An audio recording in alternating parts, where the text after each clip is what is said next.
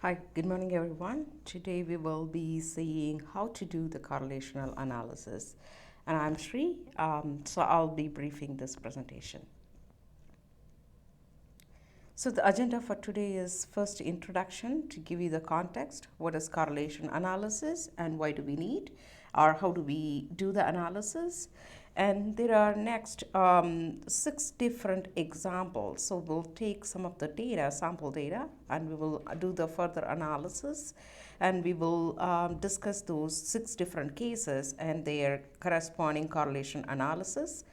And finally, what is the takeaway from this correlation analysis? Okay, let's jump into the thing. So why there is a correlation analysis?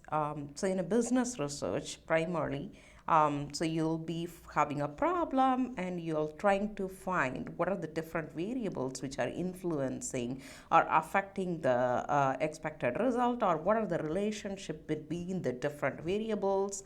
So you'll be analyzing that. So especially when you are trying to analyze if there is a statistically significant relationship between variables, that's where this correlation analysis comes into play. So for example, so when you have a hypothesis, basically, okay, this will result because of this independent variable changes, etc. So you need to start with a null hypothesis. So basically, null hypothesis implies there is no relation between the variable in the population, and the relation in the sample is only a sampling error. So it's primarily, we are in the null hypothesis is saying that there is no relation and it has just occurred by chance. When we say occurred by chance, it's primarily in the sampling error. So when you are doing any kind of analysis, you may not be able to do the analysis and gather the data from the entire population. So might be doing most of the cases some sampling. Sometimes the sample does not really represent the population. So then in that case, right, so if it really does not represent the population, so we need to validate that. So primarily null hypothesis going to validate, okay, is this occurred by the chance? The result, is that occurred by chance? Is that because of the sampling error? So then the alternate hypothesis. And this is the one which is the real hypothesis test, where this is saying there is a relationship between the variables, which could be positive, which could be negative, which could be any kind of a relation. So what is correlation? So correlation is a method, basically you can find the relationship between the variables, and it is not just the relation, it is basically, it provides the direction and also the strength of the relation. Okay, so we understood that in business context how correlation is being used and what's the correlation relation and strength. So how do we do the correlation analysis? So the first thing is we define the hypothesis, and once we define the null and alternate hypothesis, then we define the alpha, which is basically the statistically significant value, and we find the correlation, and also we calculate the Pearson p-value. So p-value is primarily the probability of obtaining an effect at least as extreme as a 1 in your sample data, assuming the truth of the null hypothesis. So this might be confusing, so let's dive into the real world example. So there is a survey conducted among participants in the Midwest United States, and based on their, basically it was collecting all the information between their income, debt, savings, and other important personal finance factors, and they were collected using SurveyMonkey. So let's do the analysis and find out, is there any correlation between these different factors? Okay, so the first test. So primarily the correlation analysis between income and savings. So this has been primarily the data, the collected survey data has been loaded into the tool called the PSPP. The tool is used to generally find out the correlation, and also it can do the scatter plot and everything. So based on the result from the PSPP, we were further analyzing this hypothesis test. So first, what is a hypothesis test? The null hypothesis is there is no correlation between the income and savings of the persons in the Midwest United States. And the alternate hypothesis is there is a correlation between the income and the savings of the person in the Midwest United States. So the correlation coefficients and p-value, as I said, we calculated using the PSPP. So alpha, which is the statistically significant value, which is we are going to take it as 5%. Basically, whether the sampling error occurred by chance, right? So that's basically 5%. When we analyze the data in PSPP, the result is the correlation was 0.91. So generally correlation can range from -1 to +1. The 0.91 is a pretty strong correlation. So between the income and saving, as it is very closer to +1. And there is P, which is 0, means it didn't occur by chance.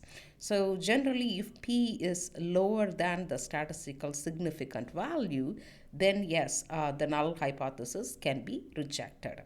So here P is 0, which is much lower than the 0.05. That means it didn't occur by chance. The sampling in the sample, whatever result we got, it didn't occur by chance. So we are rejecting this null hypothesis. And finally, we are concluding that there is a relationship exists between the income and savings of the persons in the United States. So here is a scatter plot of the data, whatever sample we collected, savings versus income, and also some of the correlation and also the p-value has been listed over here as well. Okay, next one. So the next case is income and stocks. So basically here the correlation, the hypothesis test is there is no correlation between the income and stocks of the person in the Midwest United States. Whereas the alternate hypothesis, there is a correlation between the income and stocks of the persons in the Midwest United States. Again, we determined the correlation coefficients and p-value are all calculated using the PSPP. Here also we took the standard alpha value, which is statistically significant, 5%. So based on the calculation, so the correlation is 0.19 and the p-value is 0.018. So considering the p-value 0.018, which is lower than the alpha value 0.05, so yes, we can reject the null hypothesis.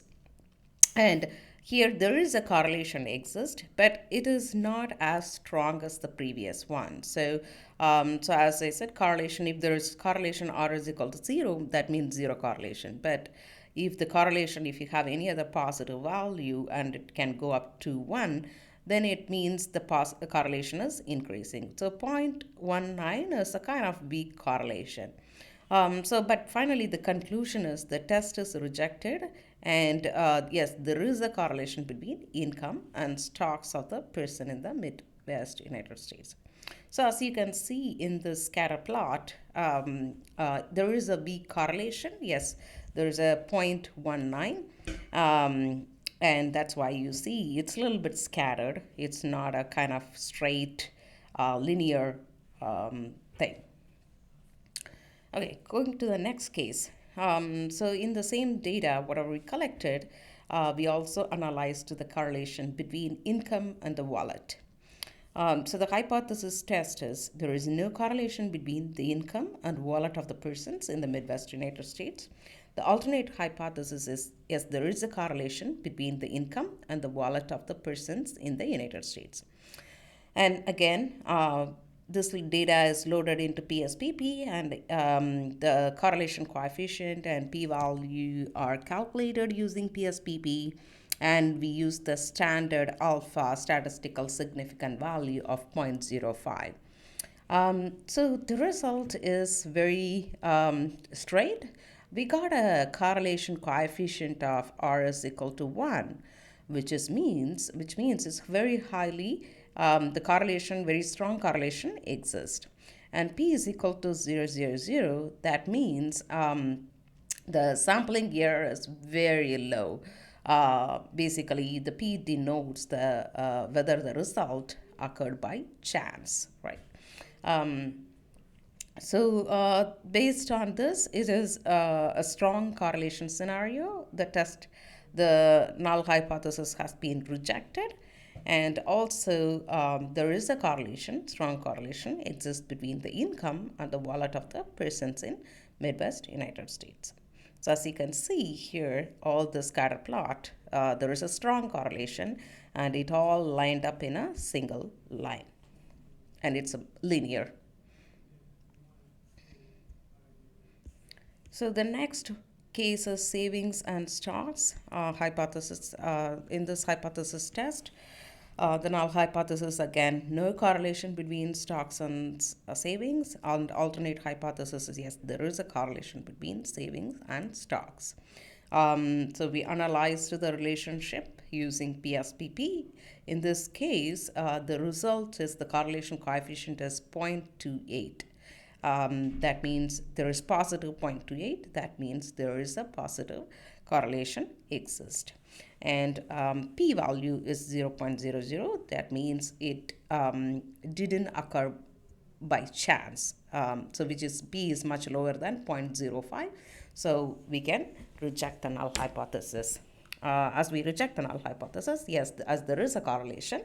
There is a correlation exists between the savings and stocks, and the hypothesis can be accepted. The alternate hypothesis can be accepted. So as you can see here, scatter plot, yes, it's a 0.28 correlation. That's why it's a little bit scattered.